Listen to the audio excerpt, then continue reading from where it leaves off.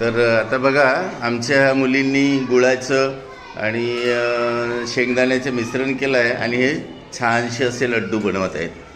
हे बघा छानसे असे लड्डू तयार झालेले आहेत। आता बघू हे बनवून झाल्याच्या नंतर यांचं टेस्ट काय येतो आहे। याच्यामध्ये या मुलींनी एक मिश्रणसुद्धा केलं, म्हणजे पार्ले बिस्किट टाकले आहे थोडीशी, म्हणजे त्याच्यामुळे त्यांचं म्हणणं होतं की या ठिकाणी टेस्ट चांगली येईल। आणि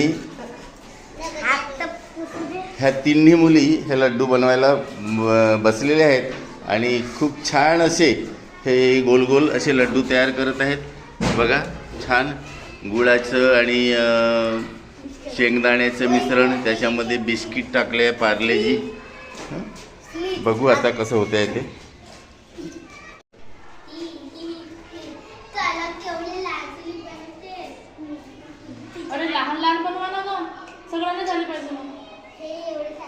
तर या ठिकाणी हे शेंगदाणा आणि गूळ, त्याच्यामध्ये एक छोटंसं एक डिश टाकलं आहे, ते म्हणजेच पार्ले बिस्किट, आणि त्याचे सुंदरसे लड्डू ह्या वर्ग पहिल्याच्या विद्यार्थ्यांनी तयार केलेलं आहे।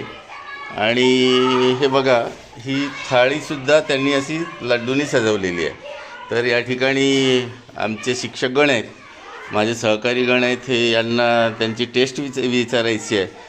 तर काव्या एक लड्डू दे सरांना, त्या सरांना दे एक, त्या सरांना आणि मॅडमला दे, आणि त्यांना विचारा टेस्ट कशी आहे लड्डूची।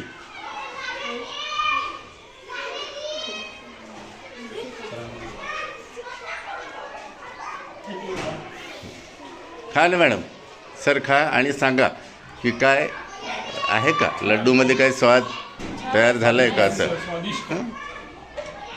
तर सरांकडून आणि मॅडमकडून यांना मला वाटते बॅकअप चांगलं मिळालेलं आहे या रेसिपीची।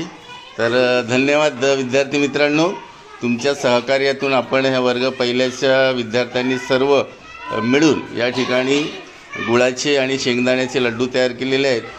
खरंच एक चांगला उपक्रम या ठिकाणी यांनी राबवला आहे आणि त्यांची प्रस्तुतीसुद्धा या ठिकाणी देण्यात आली, आणि त्याबरोबरच त्यांना जे फीडबॅक मिळालेलं आहे ते मला वाटते सर्वांचं सारखं फीडबॅक आहे। धन्यवाद।